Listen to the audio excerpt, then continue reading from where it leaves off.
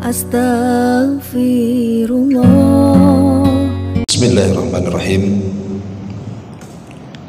Assalamualaikum warahmatullahi wabarakatuh. Bismillah wassalatu wassalamu ala rasulillah wa ala alihi wa sahbihi wa mawalah wa la hawla wa la quwata illa billahi wa ba'du. Alhamdulillah, segala puja dan puji hanya milik Allah subhanahu wa ta'ala. Salawat dan juga salam kita hadiahkan kepada Rasul kita Nabi besar Muhammad sallallahu alaihi wa ala alihi wasallam. Hadirin dan hadirat yang dimuliakan Allah subhanahu wa ta'ala, sore ini karena biasa kita mengkaji kitab Umdatul Ahkam, dan sore hari karena temanya tematik, kita akan membahas tentang qurratu ainin, penyejuk mata orang tua, yakni harapan orang tua itu ingin mendapatkan anak yang soleh. Ma'asyiral muslimin yang dimuliakan Allah subhanahu wa ta'ala, kita tahu bahwa harapan setiap orang tua yang memiliki anak tentunya,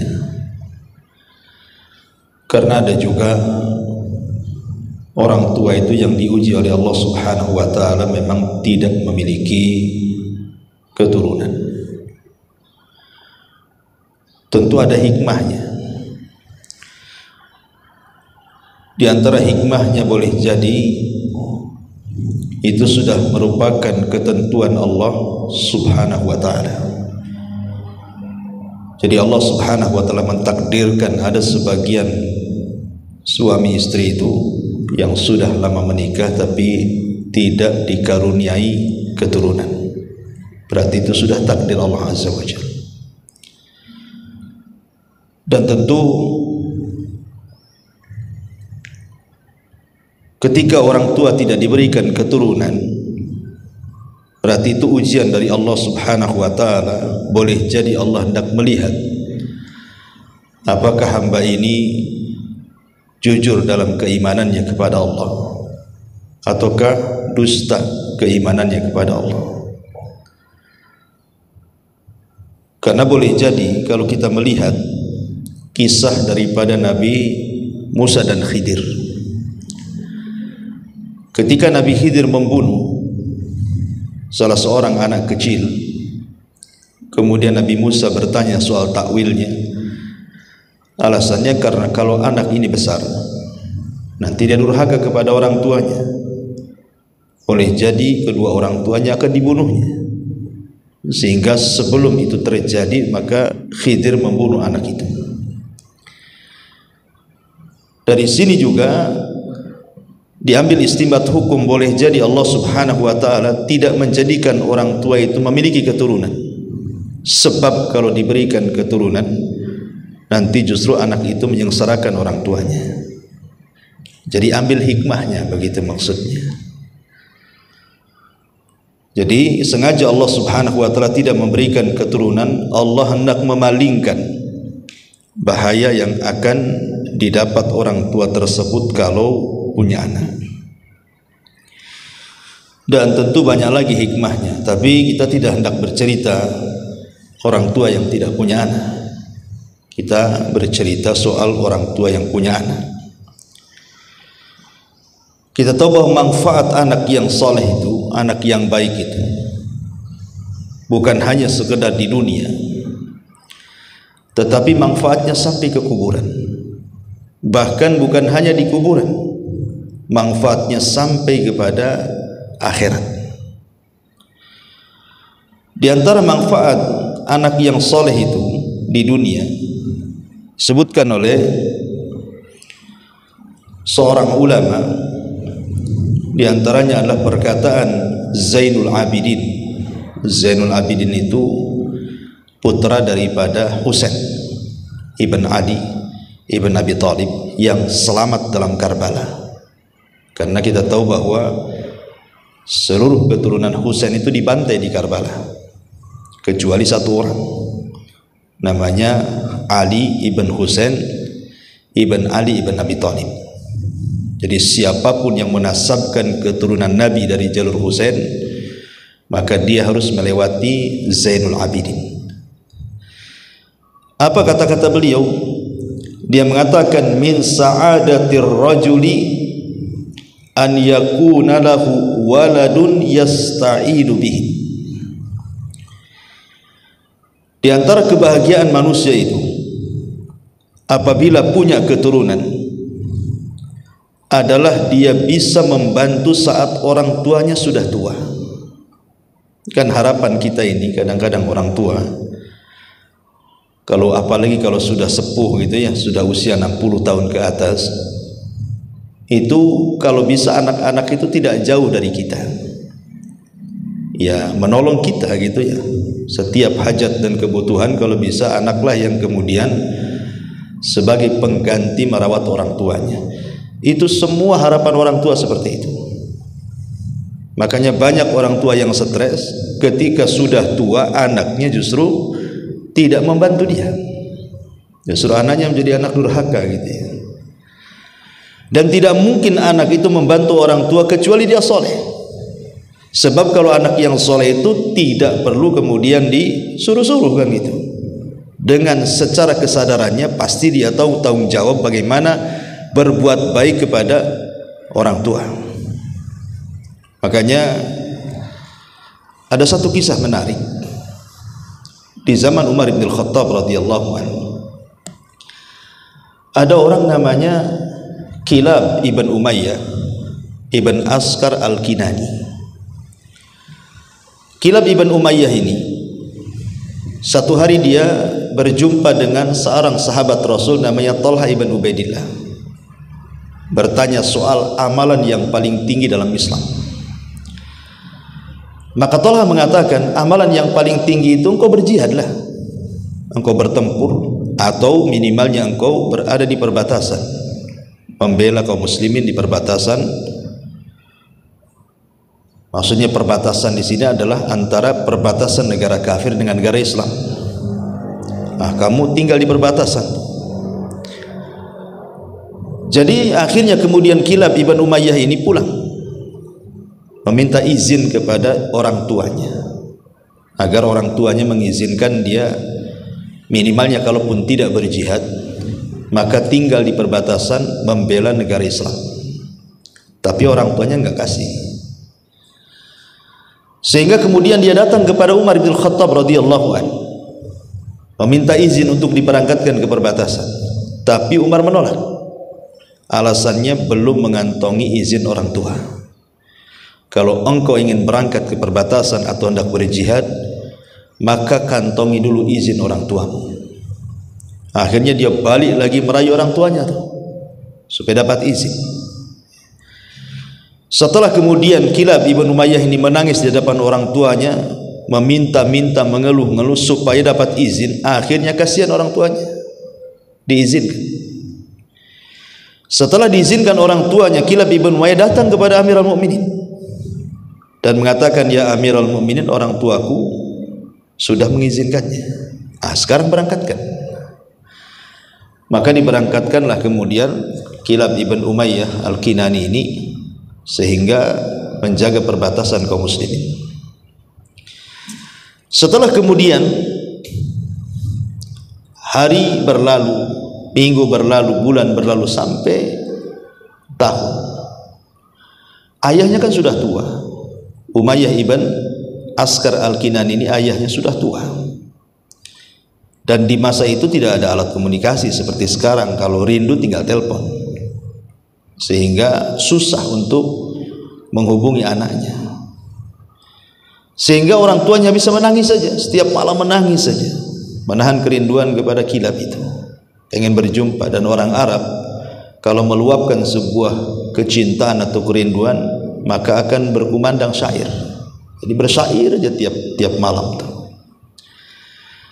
Jadi karena terlampau dalam kerinduannya dan menangis setiap saat, dan bapaknya sudah tua, sampai kemudian tanpa terasa tangisan itu menjadikan kedua matanya buta. Jadi bapaknya buta gara-gara terus menangis, memikirkan Kilab ini anaknya. Akhirnya ketika mungkin entah kenapa, kemudian syairnya yang tadinya bicara soal kerinduan kepada anaknya tiba-tiba menyasar kepada Umar dan mengatakan dalam syairnya, awas saja wahai Amirul Mukminin, kalau aku meninggal dan tidak diperjumpakan dengan Kilab putraku, ku tuntut kau di hadapan Allah, katanya. Lah kawan-kawannya dengar, kok bisa menuntut Umar bin Khattab, bukankah dia sudah mengizinkan? Akhirnya dibawalah ke majelis Umar, kata teman-temannya, berkumandanglah kau syair, mudah-mudahan Amirul Mukminin mendengarnya. Akhirnya dia pun mengucapkan syair sampai kemudian mengucapkan, kalau seandainya Amirul Mukminin tidak mempertemukan aku dengan Kilab, ku tuntut kau di hadapan Allah, katanya. Umar kaget kan itu, apa salah dia? Jadi Umar mengatakan kepada Umayyah, ya Umayyah, apa salahku, kenapa kau akan menuntut aku di hadapan Allah? Kata Umayyah, demi Allah, karena engkau sudah memisahkan aku dengan putraku Kilab, katanya. Kata Umar, lah bukankah kau sudah kasih izin? Kau yang mengizinkannya, aku tidak salah kan itu. Tapi Umayyah, ya memang betul kau mengizinkannya, aku mengizinkan putraku kepada Kilab, tetapi aku ini sudah tua dan aku sudah menjadi buta. Kalau seandainya aku meninggal dan aku tidak berjumpa dengan Kilab, tetap ku tuntut kau di hadapan Allah, katanya. Jadi Umar radhiyallahu anhu ketakutan kan itu. Akhirnya dia mengatakan, ya sudah gini saja, tunggu kau beberapa hari di sini, aku akan utus seseorang untuk memanggil putramu Kilab. Akhirnya Umar pun mengirim surat ke perbatasan agar Kilab ini pulang, karena ayahnya sudah rindu dan sudah lama tidak berjumpa. Lah sebelum dipertemukan dengan ayahnya, Umar ini bertanya kepada Kilab, karena melihat bagaimana ayahnya cinta dengan Kilab, menunjukkan anak itu baik sama ayahnya kan. Kalau orang tua rindu senang dengan anaknya, berarti memang anaknya baik sama orang tuanya. Kalau anak jahat tuh mana mungkin orang tuanya rindu kan itu ya. Yang ada kalau tahu kau akan jahat, ku cekik kau udah bayi-bayi itu kan. Biar gak kurang ajar kan itu ya, kalau memang orang tuanya tidak suka dengan anaknya. Jadi Umar bin Khattab radhiyallahu anhu mengatakan kepada Kilab ini, belum lagi dipertemukan, dia mengatakan, ya Kilab, macam mana birruka biwalidaika, berbuat baikmu dengan orang tuamu itu macam mana? Coba terangkan kepadaku, seperti apa? Maka Kilab ibn Umayyah mengatakan, demi Allah wahai Amirul Mukminin, setiap orang tuaku menginginkan sesuatu, sebelum dia memerintahkan aku sudah laksanakan, dan setiap orang tuaku melarang sesuatu, sebelum dia mengucapkan sudah kutinggalkan. Kata Amirul Mukminin, ajib, katanya, luar biasa, zid, kalau gitu tambah lagi, apa lagi? Kemudian kata Kilab, kebiasaanku tiap malam wahai Amirul Mukminin, sepertiga malam biasanya aku bangun, kemudian aku menuju penangkaran unta, kemudian aku memerah susu unta tengah malam. Tetapi sebelum aku perah, sengaja aku ikat dulu unta itu, kemudian ku bersihkan dulu, kemudian setelah mendekati subuh aku akan mengambil air dari sumur, kemudian ku dinginkan tete unta tersebut, baru aku perah sehingga airnya tidak terlalu panas dan menjadi dingin karena direndam dengan air sumur. Baru setelah aku melihat orang tuaku melaksanakan sholat fajar, aku serahkan air susu itu untuk sarapan pagi kedua orang tuaku. Maka Umar pun terdiam dan tergeleng-geleng kepala. Sampai seperti itu kau menyediakan susu untuk orang tuamu, ya Kilab? Ya, kata Kilab. Bahkan ada yang lebih hebat dibandingkan itu. Tapi saya tidak mungkin bercerita banyak katanya. Jadi Umar bin Khattab radhiyallahu mengatakan kepada Kilab, ya sudah gini saja. Bisa enggak ke malam ini buatkan air susu seperti kau buatkan untuk ayahmu katanya. Persis seperti kau buat untuk ayahmu, buatkan susu untukku katanya. Akhirnya malam itu disiapkan unta bunting, ya kemudian ya unta yang bisa diperah gitu ya. Maka Kilab pun kemudian melakukan hal yang sama, memerah air susu sebagaimana dia memerah untuk ayahnya. Setelah pamannya dapat satu bejana, kemudian datang dan diserahkan kepada Amirul Mukminin. Tapi tujuan Amirul Mukminin bukan untuk diminum dia, tapi ada tujuan lain. Jadi Umar bin Khattab radhiyallahu mengatakan, tunggulah kau Kilab di sini, tunggu kau di sini, jangan kemana-mana. Kemudian Umar menemui ayahnya di tenda lain dengan membawa air susu yang diperahkan Kilab itu.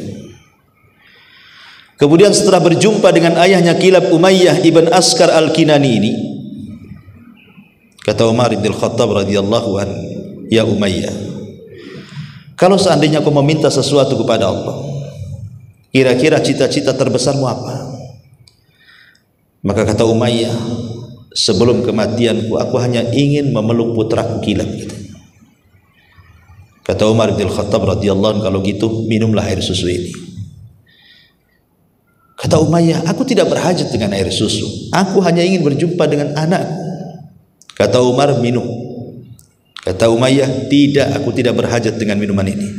Kata Umar, minum sampai 3 kali. Akhirnya Umar bersumpah atas nama Allah, wallahi isyrab, demi Allah minum. Dipaksa minum kan itu.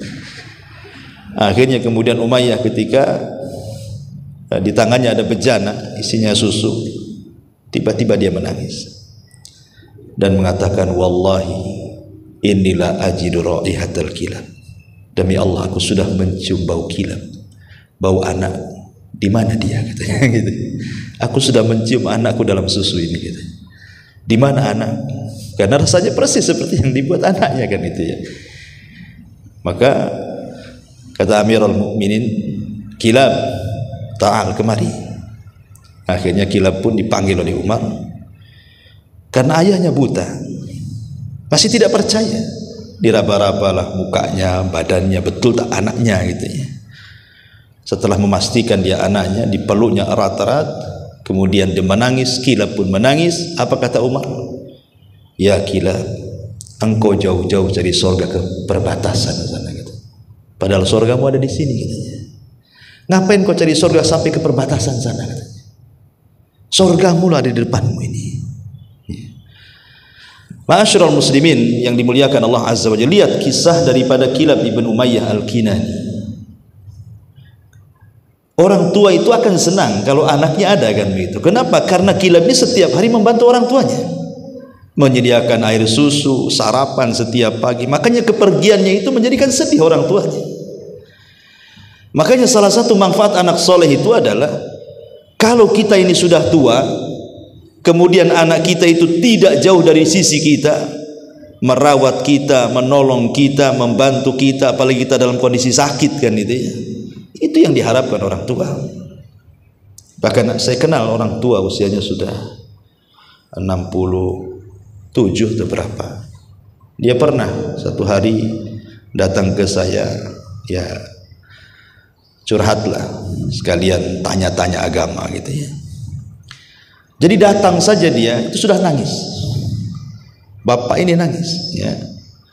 Jadi saya cobalah usap-usap punggungnya, ada apa-apa, tenang dulu. Jadi dia mengatakan, Ustadz, usia saya itu sudah hampir 70 tahun gitu. Anak saya itu banyak, ada 5 orang, tapi tidak satu rumah dengan saya katanya. Yang satu sudah kawin dapat orang Medan, yang satu sudah kawin dapat orang ini, dapat orang ini. Jadi sebanyak itu anak itu tidak ada di rumah Pak, tidak ada. Dan setiap saya telepon mereka suruh pulang, tidak ada yang pulang. Banyak kali alasan katanya. Nah, sekarang saya sudah tua, sudah hampir 70 tahun. Kalau sakit pun pamannya harus ke rumah sakit, bawa BPJS ngurus sendiri katanya. Jadi saya lihat kayak nelangsa gitu, hidupnya itu kayak susah gitu kan. Anak banyak, tapi tidak ada yang di sekitar dia gitu. Sampai dia menangis, ya kan? Sampai saya minta nelponkan anaknya itu, nanti nasihati anaknya. Jadi saya lihat itu betul juga kata psikologi kesehatan itu. Orang kalau sudah tua itu kan kepekaannya tinggi itu, ketakutannya itu tiba-tiba muncul. Entah takut mati, takut kalau dia sakit anaknya tak merawat dia, macam-macam rasa takut itu membayangi orang yang sudah tua biasanya kan. Ya, makanya kenapa kemudian Islam itu sangat kemudian memperhatikan pendidikan? Ya karena seperti ini kejadiannya. Banyak orang tua yang banyak anaknya, tapi seolah-olah hidup sendirian dan tidak punya anak. Lah anak yang soleh itu manfaat di dunia adalah salah satunya kata Zainul Abidin adalah min sa'adatir rajuli an yakuna lahu waladun yasta'inu bihim. Di antara kebahagiaan seseorang adalah ketika punya anak yang senantiasa menolong orang tuanya sampai kematiannya. Ini salah satu bentuk bagaimana manfaat anak soleh di dunia. Adapun manfaat anak soleh dalam kuburan tentu jelas. Seperti hadis Nabi SAW, hadis yang dikeluarkan oleh yang diriwayatkan oleh Anas bin Malik radhiyallahu an dan dinyatakan sahih oleh Syekh Nasiruddin Al-Albani rahimahullahu taala. Kata Rasul, sab'un yajri lil abdi, sab'un yajri lil abdi ajruhunna wa huwa fi qabrihi ba'da mautihi. Ada 7 amalan yang mengalir pahalanya bagi seorang hamba yang sudah meninggal dunia dan akan terus mengalir sampai ke kuburannya. Yang 7 perkara itu adalah man 'allama ilman. 1, barang siapa yang mengajarkan ilmu. Au qarra nahran. Yang kedua, atau yang mengalirkan sungai untuk keperluan manusia. Yang ketiga, au hafara bi'ran, yang menggali sumur untuk kepentingan manusia juga. Au gharasa nakhlan, atau yang menanam kurma. Au bana masjidan, atau yang membangun masjid. Au warratha mushafan, atau yang menginfakkan, mewariskan, mewakafkan mushaf. Au taraka waladan yastaghfiru lahu ba'da mautihi, atau meninggalkan anak yang soleh yang senantiasa mendoakan ampun untuk kedua orang tua setelah kematiannya.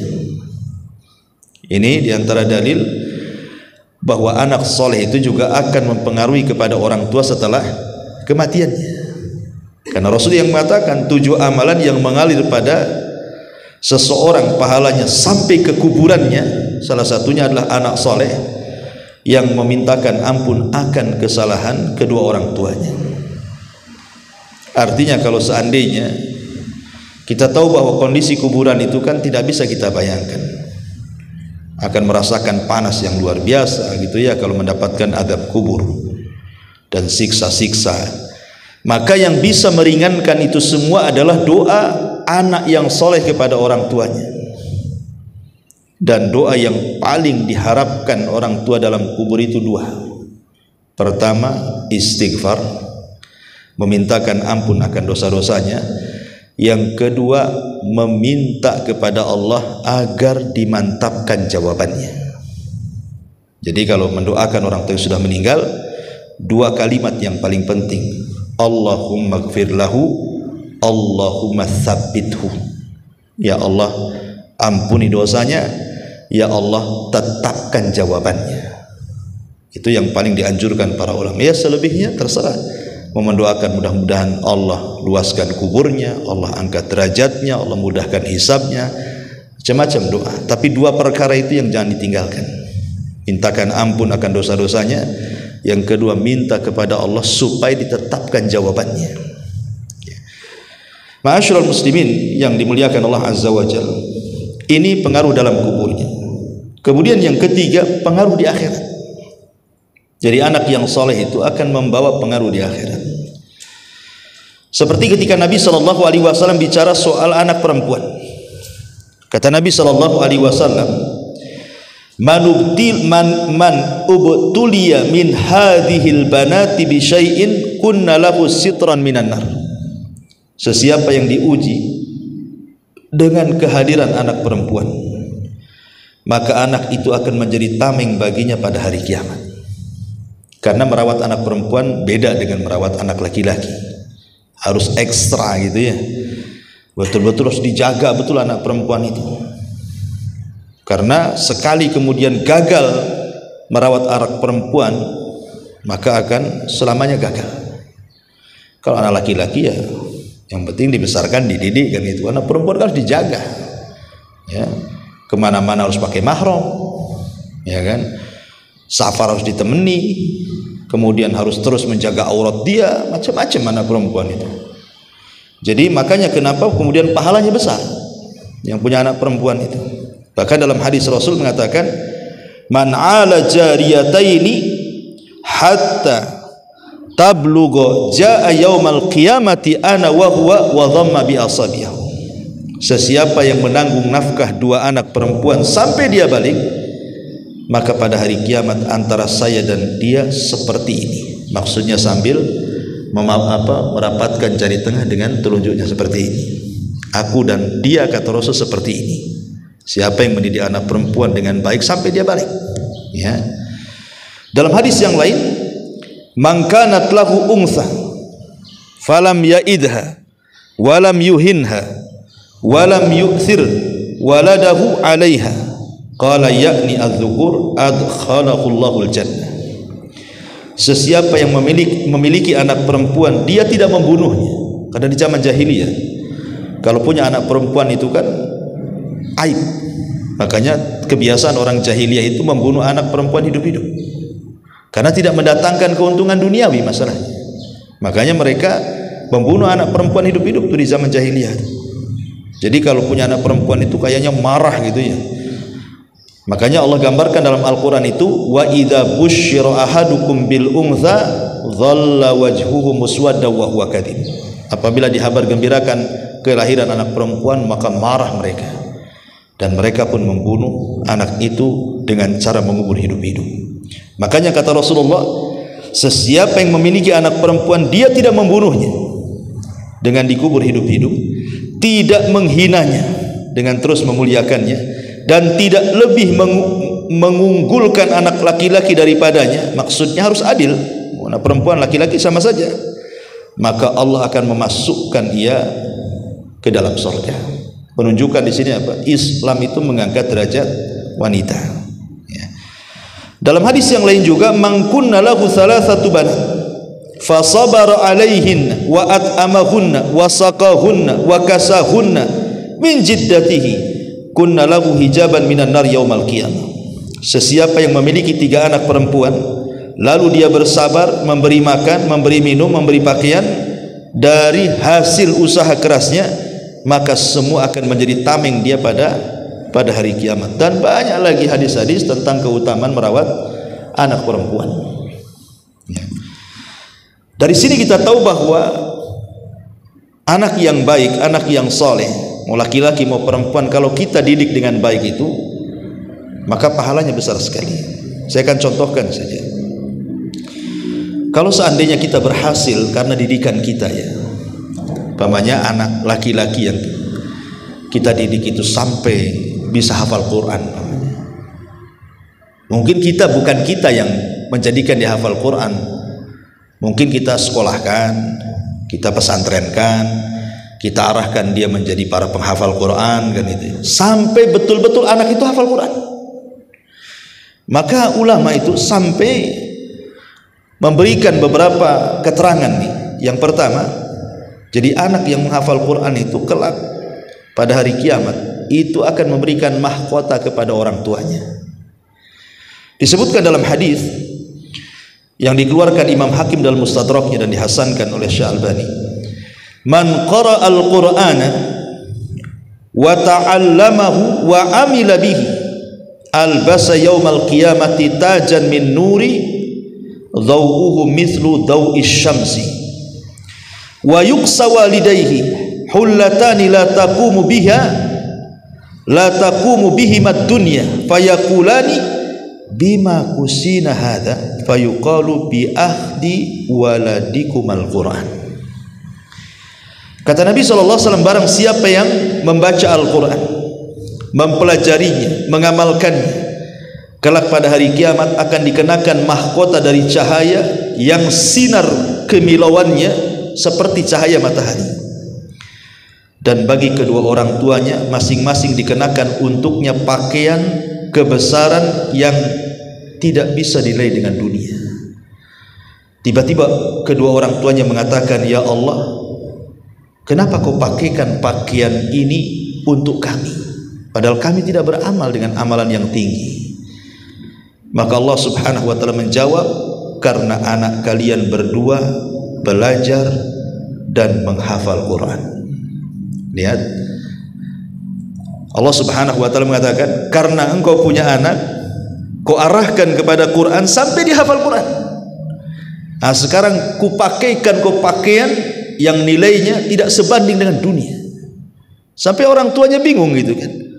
Aku tidak pernah beramal soleh, kok bisa mendapatkan pakaian seindah ini?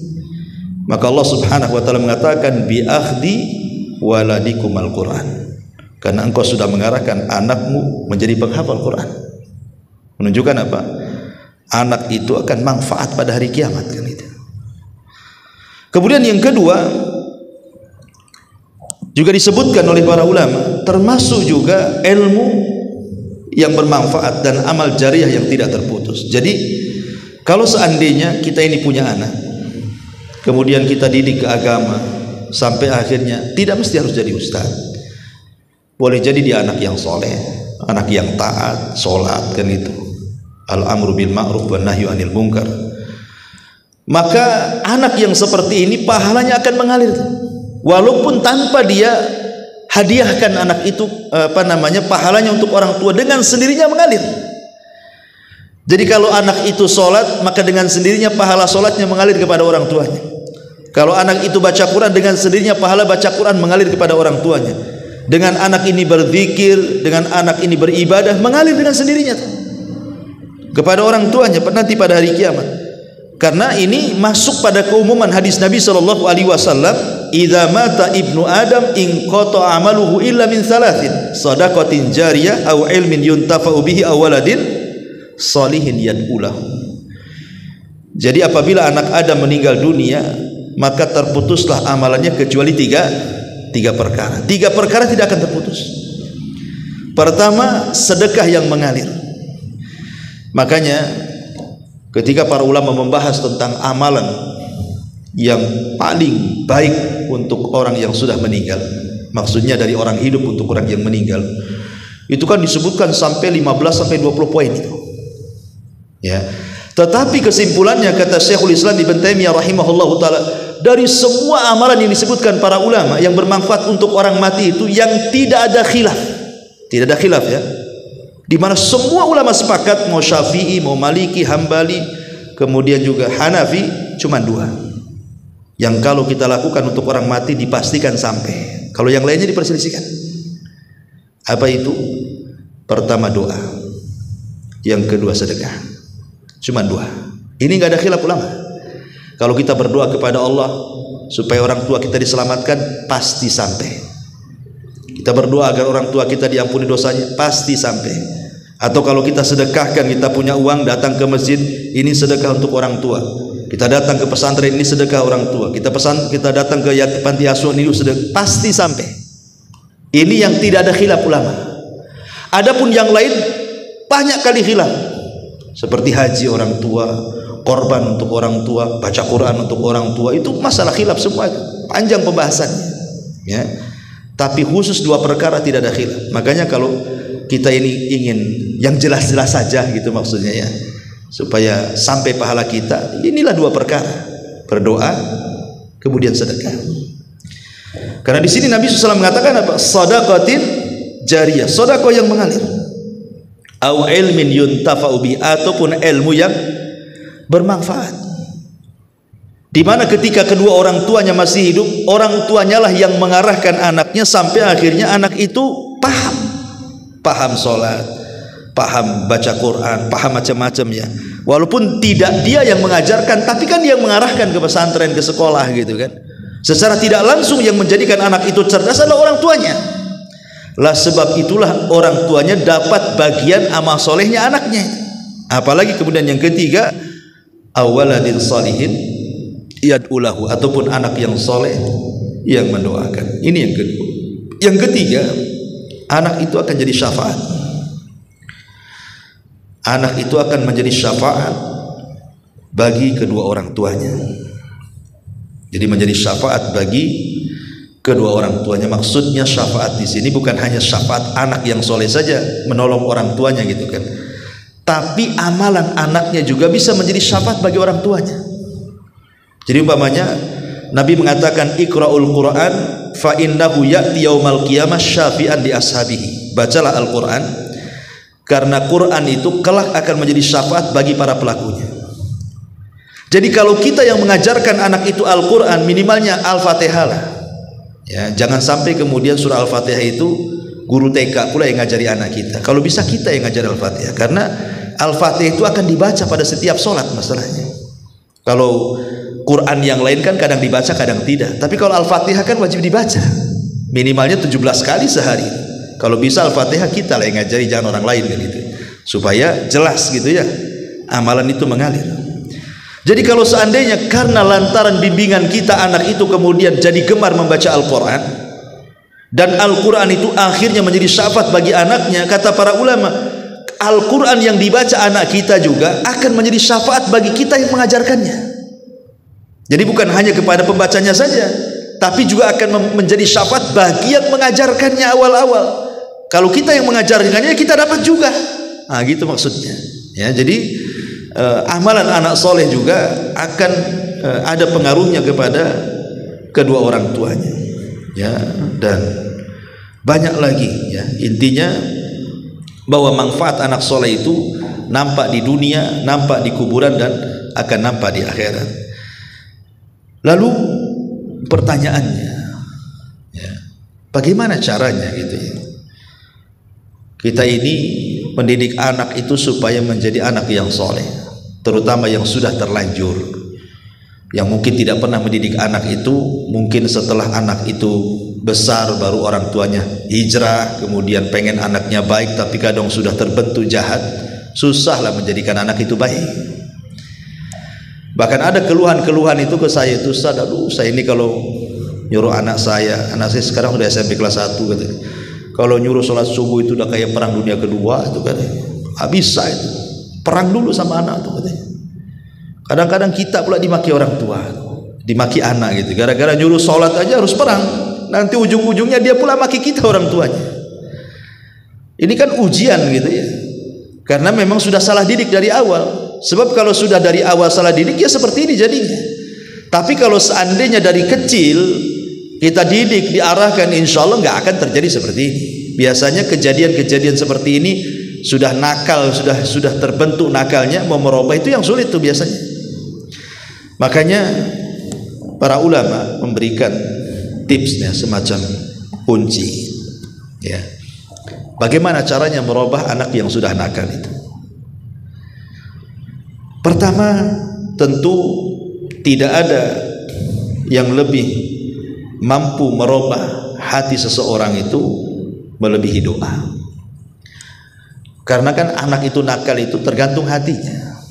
Ya, hatinya baik pasti akan baik raganya. Kalau hatinya tidak baik kan raganya tidak baik. Karena Rasul mengatakan, ala wa inna fil jasadi mudghah idza saluhat saluhal jasadu kullu wa idza fasadat fasadal jasadu kullu ala wahyal qalb. Jadi pada jasad seseorang itu kan ada segumpal daging. Kalau dia baik, baik semua raganya. Kalau dia jahat, jahat semua raganya. Kemudian Rasul mengatakan itulah hati. Artinya kalau memperbaiki orang itu, perbaiki hatinya. Kalau hatinya sudah baik, raganya akan baik tuh. Lah sekarang masalahnya yang memegang hati itu siapa? Yang memegang hati itu Allah. Kita tidak bisa memegang hati orang. Yang memegang hati itu Allah. Makanya kenapa ketika Ummu Salamah bertanya kepada Rasulullah, Rasul, Kenapa doa yang engkau banyak baca itu, ya muqallibal qulub tsabbit qalbi ala dinik, wahai zat yang membolak-balikan hati, tetapkan hatiku di atas agamamu. Kenapa kau selalu membaca doa ini? Padahal kan seorang nabi tidak mungkin sesat. Tapi kenapa Rasul membaca doa ini hampir setiap hari setelah sholat membaca doa ini? Jadi Ummu Salamah bertanya lagi, kenapa sih doa ini saja kau baca wahai Rasul? Apa alasan? Maka Rasul mengatakan, ya Ummu Salamah, hati itu berada di dalam jari jemari Allah. Allah itu bisa saja membolak-balikan sesuai dengan kehendaknya. Makanya aku selalu membaca doa ini. Artinya kalau Nabi SAW saja hari-hari mengucapkan kalimat ini, wahai zat yang membolak-balikan hati, tetapkan hatiku di atas agamamu, di atas ketaatan kepadamu, itu seorang Nabi yang mustahil menyimpang, mustahil sesat, ya kan? Tapi kenapa Rasul selalu membaca doa ini? Dalam riwayat selalu membaca doa yang warid dalam Quran, Rabbana la tuzigh qulubana ba'da idh hadaitana wa hab lana min ladunka rahmatan innaka antal wahhab. Karena sama maknanya tuh. Maka jawaban Rasul sama, karena hati seseorang itu berada di jari jemari Allah. Allah kalau menyesatkan sesuai dengan kehendaknya. Makanya kalau ingin memperbaiki orang itu, perbaiki hatinya, ya, perbaiki hati anak itu. Macam mana cara memperbaikinya? Bukankah kita tidak mampu? Kalau luka di tangan, boleh jadilah kita belikan betadin, kita bawa ke dokter, bisalah kita rawat gitu, kita bisa sembuhkan. Tapi kalau luka di hati macam mana kan gitu? Maka salah satu jalannya adalah dengan cara doa. Doa itu yang bisa membolak-balikan hati orang. Apa yang harus didoakan? Doa terbaik itu adalah doa yang warid dari Al-Quran. Tidak ada doa yang paling baik melebihi doa yang tercantum dalam Quran atau doa yang tercantum dalam hadis yang sahih. Seperti contohnya umpamanya doa yang dipanjatkan oleh Nabi Ibrahim. Apa doanya? Rabbi habli minas sholihin. Ya Allah, anugerahkan kepadaku anak yang soleh. Ya. Kemudian yang kedua, doa Nabi Zakaria. Rabbi habli min ladunka dzurriyyatan thayyibatan innaka sami'ud du'a. Wahai Tuhanku, karuniakanlah kepadaku keturunan yang baik di sisimu, dan sesungguhnya Engkau Maha mendengar setiap doa. Atau doa yang memang secara umum yang diajarkan dalam Al-Quran, seperti Allah Subhanahu wa ta'ala mengajarkan satu doa, contohnya umpamanya doa yang dipanjatkan oleh Nabi Sulaiman atau nabi-nabi yang lainnya. Rabbana auzi'ni an ashkura ni'mataka allati an'amta alayya. Ya Allah, anugerahkan kepadaku agar aku bisa bersyukur akan nikmat yang telah Kau anugerahkan kepadaku. Jadi kita ini yang sudah usia 40 tahun, saya atau antum sudah 40 tahun, ya, minta kepada Allah Subhanahu wa ta'ala agar kita bisa bersyukur kepada orang tua kita dengan harapan anak-anak kita bersyukur kepada kita. Itu maksudnya. Jadi kita meminta kepada Allah, ya Allah, supaya aku ini bisa bersyukur, bisa berbuat baik kepada kedua orang tua saya walaupun mungkin sudah meninggal, dengan harapan apa? Anak-anak kita itu berbuat baik seperti kita berbuat baik sama orang tua. Doanya seperti itu. Karena ada hadis walaupun dilemahkan sebagian para ulama, tapi mana yang benar? Apa kata Rasulullah? Tabarru aba'akum tabarrukum abna'ukum. Berbuat baiklah kepada kedua orang tua kalian, nanti anak-anak kalian berbuat baik kepada kalian. Jadi dengan kita berdoa kepada Allah agar kita berbuat baik kepada orang tua itu dengan harapan anak-anak kita berbuat baik sama kita. Banyak-banyak berdoa seperti doanya Nabi Allah Sulaiman alaihi salatu wassalam. Ya. Rabbana auzi'ni an Rabbi auzini an ashkura ni'mataka allati an'amta alai wa ala walidai. Ya Allah, anugerahkan kepadaku agar aku bisa bersyukur kepadamu dan mampu bersyukur kepada kedua orang tuaku. Atau doa yang ma'ruf gitu ya, yang sering dibaca, Rabbana hab lana min azwajina wa dzurriyyatina qurrata a'yun waj'alna lil muttaqina imama. Pokoknya kalau ingin doa untuk kebaikan anak kita, doa terbaik adalah doanya para nabi. Ambil lafaz-lafaznya dari lafaz-lafaz para nabi ketika berdoa, atau dari hadis-hadis yang sahih dalam sunnah-sunnah Nabi SAW. Seperti contohnya umpamanya ketika Ummu Sulaim itu kan membawa Anas bin Malik masih kecil ketika itu, umur 10 tahun, kepada Nabi. Kemudian minta doanya Nabi. Maka Rasul mendoakan Anas bin Malik yang masih kecil dengan doa apa? Allahumma akthir malahu wa waladahu wa barik lahu fima a'taitahu. Ya Allah, perbanyaklah hartanya dan anak-anaknya, serta berkahilah apa yang engkau karuniakan kepadanya. Itu doanya Rasul kepada Anas bin Malik. Maka betul Anas akhirnya panjang usianya, banyak anaknya, berkah hidupnya, kan itu. Lah kata para ulama, kita boleh mengambil lafadznya dengan cara umpamanya mengatakan Allahumma akthir mali wa waladi wa barik li fima a'taitani. Ya Allah, perbanyaklah hartaku, kemudian jadikanlah anak-anakku anak-anak yang soleh, kemudian berkahilah dan karuniakanlah keberkahanmu dalam hidupku. Umpamanya contoh seperti itu, maka boleh kita ambil lafaz-lafaznya. Tapi kalau kita memang tidak hafal, ya ada masalah, namanya kan Allah tahu hajat kita, kan gitu ya. Allah mesti tahu, nggak mungkin tidak tahu ya. Tapi kalau ada yang mengatakan, Ustaz saya loh tidak berhenti mendoakan anak saya itu setiap sholat, kok enggak juga dia berubah? Ya sebenarnya tidak boleh mengucapkan kalimat itu. Kenapa? Karena salah satu doa itu tidak mustajab adalah ketika isti'jal. Apa isti'jal itu? Mengatakan saya sudah berdoa, kok nggak dikabul-kabulkan. Itu justru tidak dikabulkan, itu namanya isti'jal. Isti'jal itu mengatakan aku sudah berdoa, kenapa tidak dikabulkan? Itulah kalimat isti'jal namanya. Tidak boleh orang itu mengatakan seperti itu, justru itu penghalang doa. Tapi kalau bisa kualitas doanya diperbaiki, umpamanya nih, yang biasa habis sholat kita ganti, ambil waktu-waktu mustajab umpamanya. Kapan waktu mustajab? Sepertiga malam akhir, ketika Allah turun langsung ke bumi gitu ya, malaikat juga turun menyaksikannya. Disitulah coba kita ketuk pintu langit itu.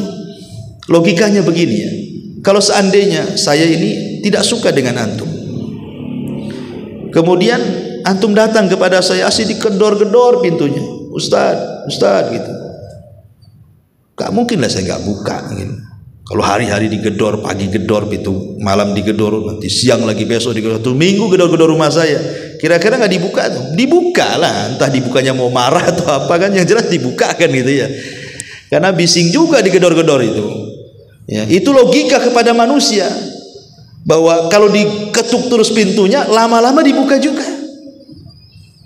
Artinya kalau sesama manusia saja menggedor pintunya itu akan dibuka. Walillahil masalul a'la. Tentu kepada Allah itu permisalan lebih tinggi dibandingkan manusia. Kalau hari-hari kita ketuklah pintu langit itu di sepertiga malam akhir, minta agar anak kita diperbaiki, mustahil Allah nggak memperbaiki itu. Karena hari-hari mengetuk pintu langit masalahnya kan. Itu harus yakin. Ya kalau nggak ada yakin, istijal ya tidak akan dikabulkan, karena salah satu syarat dikabulkan doa itu wa antum muqinuna bil ijabah, kalian yakin bahwa Allah pasti mengabulkan. Dan kalau seandainya anggaplah sudah bertahun-tahun doa seperti itu dan sudah ada upaya dan usaha juga, masih pun tidak dikabulkan, maka sesungguhnya boleh jadi Allah Subhanahu wa taala hendak mengangkat derajat kita. Dengan cara apa? Anak itu nakal, akhirnya kita pula harus sabar. Boleh jadi dengan sabar itu amalan kita jadinya kan. Yang tadinya kita tidak sabar, jadi karena hari-hari nengok anak akhirnya sabar. Boleh jadi itu amalan kita sabar itu. Kalau anak itu nggak nakal pun nggak sabar kita. Boleh juga kan, kita cari hikmahnya sajalah. Karena tidak mungkin Allah itu menciptakan anak nakal kecuali ada kebaikan di dalamnya. Wa asa an takrahu syai'an wa huwa khairul lakum, kan itu. Terkadang yang kita anggap jelek jahat itu rupanya ada kebaikan di situ yang kita tidak tahu kadang-kadang ya. Ini yang pertama ya, panjatkan doa. Dan doa yang paling baik itu adalah doa yang lafadznya diambil dari Al-Quran seperti doa-doa para nabi. Yang kedua, Cobalah memperbanyak istighfar. Karena disebutkan dalam surah Nuh, Allah Subhanahu wa taala berfirman, "Istaghfiru rabbakum innahu kana ghaffara yursilis samaa 'alaikum midrara wa yumdidkum bi amwalin wa banin wa yaj'al lakum jannatin wa yaj'al lakum anhara ma lakum la tarjuna lillahi waqara wa qad khalaqakum atwara." Allah mengatakan, maka aku katakan, perbanyaklah istighfar kepada Rabb kalian, karena Dia Zat yang Maha Pengampun setiap dosa. Kalau kalian banyak istighfar, kata Allah, Allah akan hujani kalian, Allah akan perbanyak harta kalian, dan Allah akan berikan keturunan-keturunan yang baik kepada kalian, dan Allah akan jadikan kebun-kebun, sungai-sungai yang tidak akan membahayakan bagi kalian. Lihat bagaimana Allah Subhanahu wa taala menjanjikan dengan memperbanyak istighfar itu akan diberikan keturunan yang baik. Maka karena salah satu fungsi istighfar itu adalah menurunkan rahmat, ikhwan. Apa kata Nabi SAW? Laula tastaghfirunallaha la'allakum turhamun. Kalaulah kalian memperbanyak istighfar, boleh jadi Allah akan turunkan rahmatnya kepada kalian. Mungkin dengan banyak istighfar akhirnya Allah kasihan dengan kita, kemudian merubah hati anak kita, kan tidak tahu ya.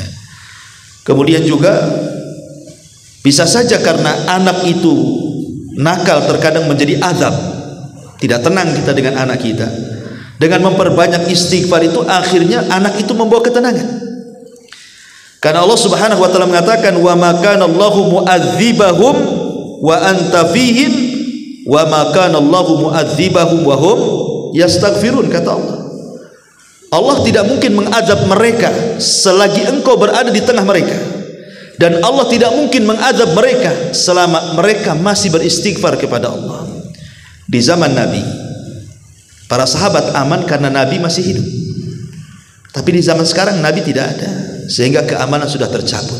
Tapi ada keamanan yang kedua, wa makana mu'adzibahum wa hum yastaghfirun. Mereka tidak akan diazab oleh Allah selama mereka memperbanyak istighfar. Ketika keamanan dicabut satu, maka ada keamanan yang kedua berupa istighfar.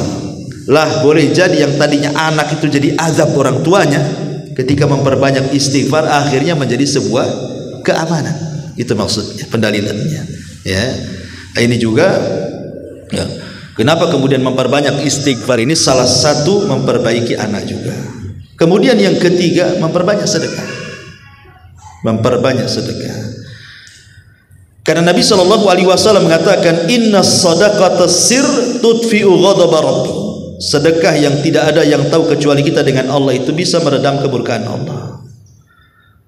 Boleh jadi Allah sedang menguji kita dengan anak-anak kita, kan itu.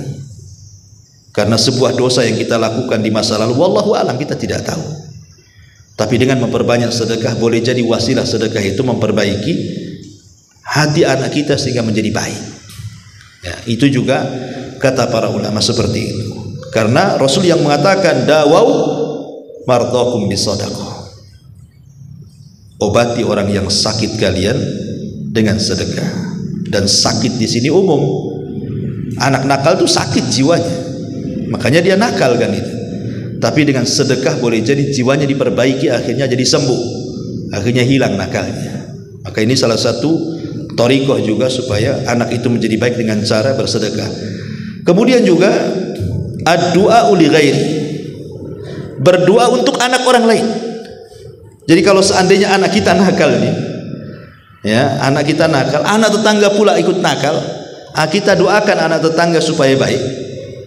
Karena setiap doa kita untuk orang lain kebaikan, maka malaikat akan datang dan mengatakan walaka mithlu, dan engkau pun akan mendapatkan hal yang sama yang kau doakan kepada orang lain.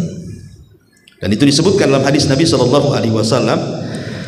di mana Rasul mengatakan, barang siapa, kata Nabi SAW, da'watul mar'il muslim li akhihi bi dhahril ghaibi mustajabatun inda ra'si malakun muwakkalun kullama da'a li akhihi bi khairin qala al malakul muwakkal bihi amin walaka bimithli. Kata Rasulullah, siapa yang mendoakan seorang muslim dia tidak tahu kalau sedang didoakan, maka doanya mustajab. Setiap malaikat akan berdiri di kepala orang yang berdoa, dan setiap dia mendoakan kebaikan kepada orang tanpa sepengetahuannya, maka malaikat akan mengatakan amin, dan engkau pun akan mendapatkan hal yang sama seperti yang kau doakan kepada orang lain. Jadi kalau kita berdoa untuk diri sendiri kok nggak dikabulkan, kita berdoa untuk orang lain. Karena berdoa untuk orang lain tanpa sepengetahuan dia itu mustajab masalahnya. Ya, di antara sebab mustajab doa itu kita mendoakan orang lain tanpa sadar kita sedang mendoakan dia. Ya Allah, anak itu ya, kok lebih nakal daripada anak saya. Ya Allah, mudah-mudahan dia menjadi anak yang baik, ya, dan berbakti kepada orang tuanya. Padahal anak dia pun nakal juga kan gitu. Tidak ada masalah. Kita doakan anak orang lain jadi baik, maka malaikat yang ada di atas kepala mengatakan mudah-mudahan anakmu juga sama, gitu maksudnya. Nah, ini salah satu wasilah juga gitu. Jangan anak kita aja kita doakan, anak orang pun kita doakan, karena hasilnya sama doanya itu, bahkan mustajab lagi kan gitu. Mustajab, tidak harus nunggu sepertiga malam, tidak harus menunggu di antara dua adzan dan qomat, tidak harus menunggu hari Jumat selepas asar sampai maghrib, tidak usah. Kalau kita mendoakan orang lain tanpa dibatasi waktunya, tapi itu salah satu mustajab doa di situ. Nah, makanya ini juga salah satu wasilah gitu ya. Salah satu wasilah supaya anak kita baik, dan tentunya juga wasilah-wasilah yang lainnya, memberikan contoh terbaik gitu ya. Jangan kemudian nyuruh anak sholat tapi kita pula tak sholat. Ya itu kan nggak mungkin juga. Ibda binafsik, maksudnya mulai dari diri sendiri baru kepada orang lain. Wallahu a'lam. Saya kira cukuplah sampai di sini. Kita buat tanya jawab sedikit, ada 10 menit. Silakan kalau ada yang bertanya.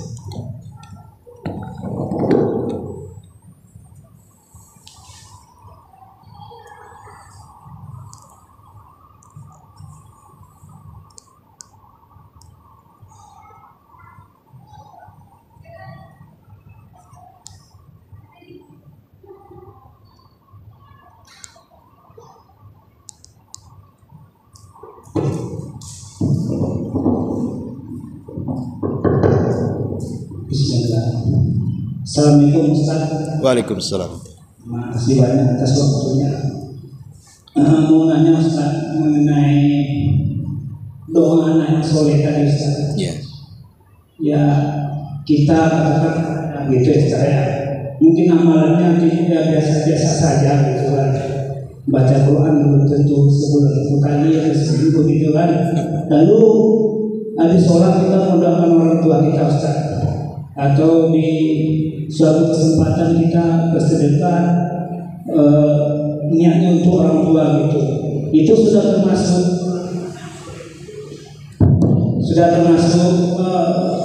doa anak soleh kan Ustaz? Begitu aja Ustaz. Ya, alhamdulillah. Sebenarnya setiap amal baik dari anak untuk orang tua itu pasti akan sampai, apalagi dua perkara tadi, doa dan sedekah.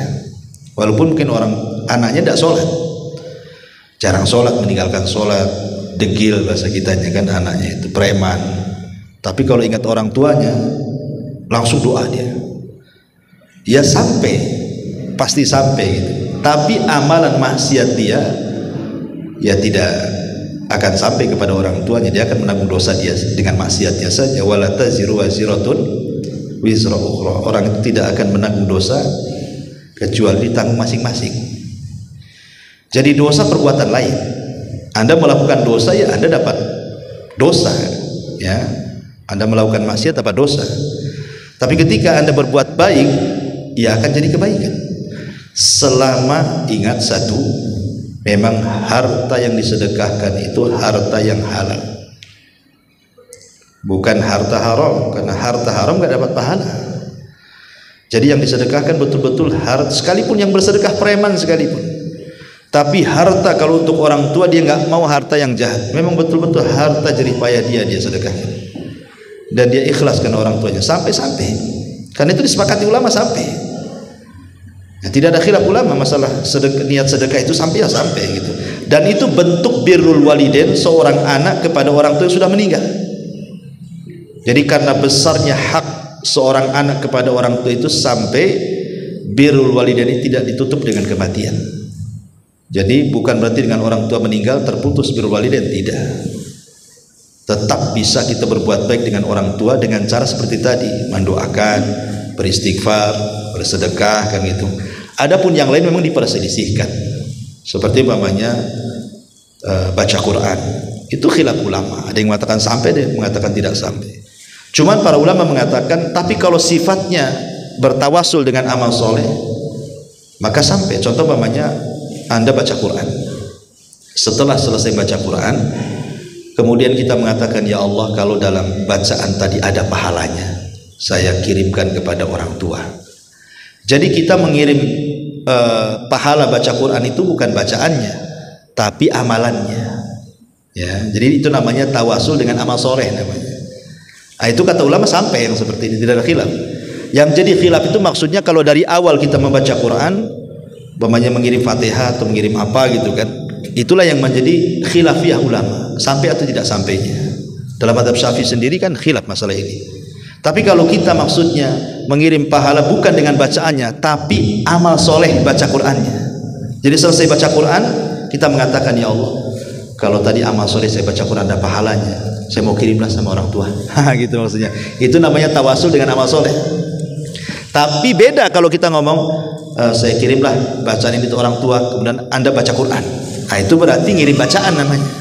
Ya, tapi kalau selepas baca Quran kemudian kita katakan, ya Allah, kalau dalam bacaan Quran tadi ada pahalanya, saya mau kirim, itu beda.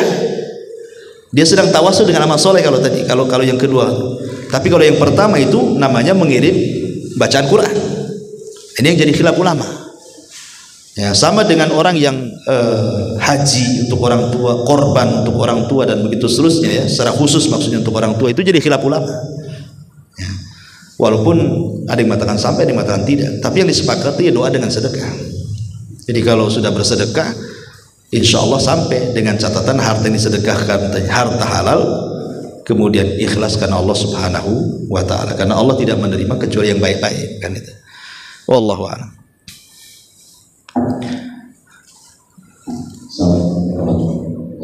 Waalaikumsalam. Terima kasih Pak Ustaz. Mungkin yang ingin saya tanyakan begini Pak Ustaz. Anak itu seperti tadi dari bayi, besar, dan dewasa, itu kan secara syariat, secara syariat itu tanda kutip dibiayai oleh orang tua tadi. Dari mulai segala sehingga terbentuklah tubuhnya ataupun tadi ilmunya ataupun semuanya.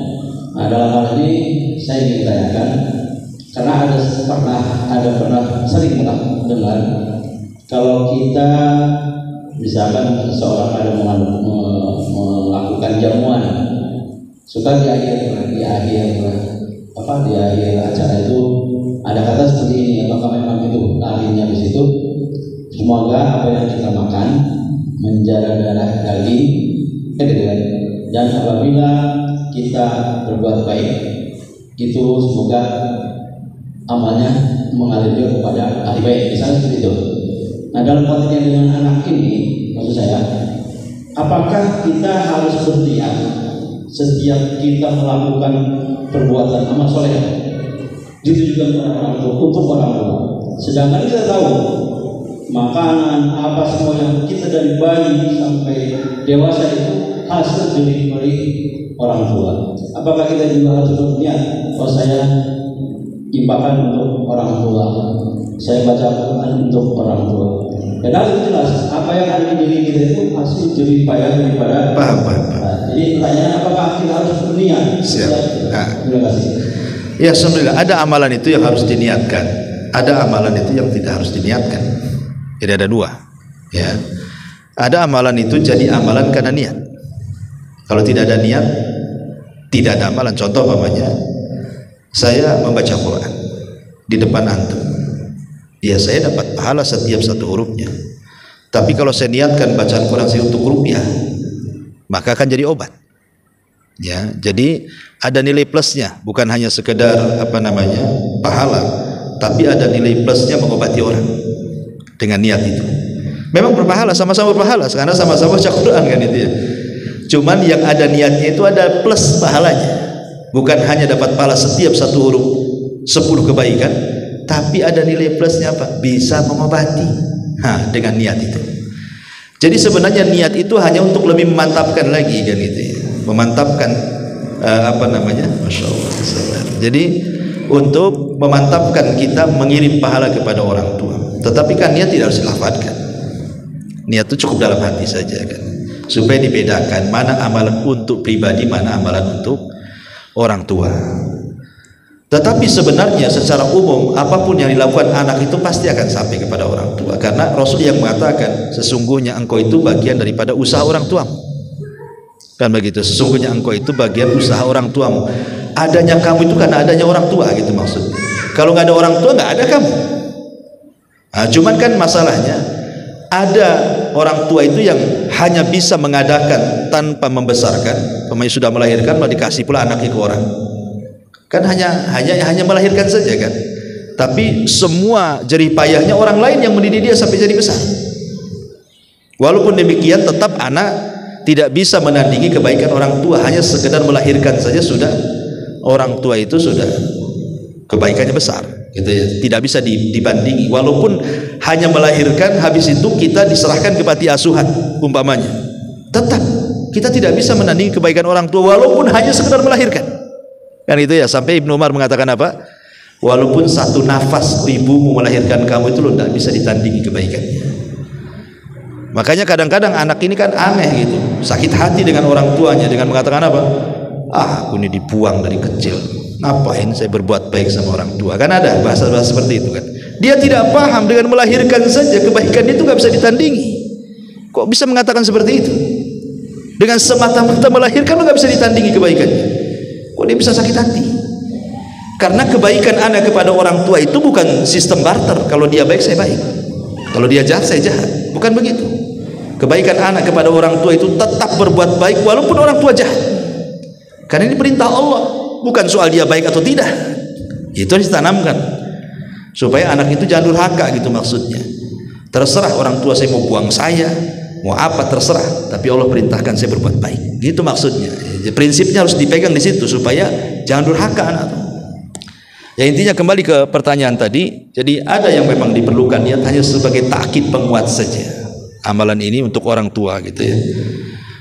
Supaya orang yang menerima sedekah itu juga mendoakan orang tuanya. Tapi kalau disedekah saja dia didoakan bapak aja yang sedekah kan itu ya, supaya ada penguat gitu ya bahwa ini sedekah untuk orang tuanya. Jadi kalau saya kemudian mendoakan juga saya doakan libatkan bapak yang nyumbang plus orang tua bapak.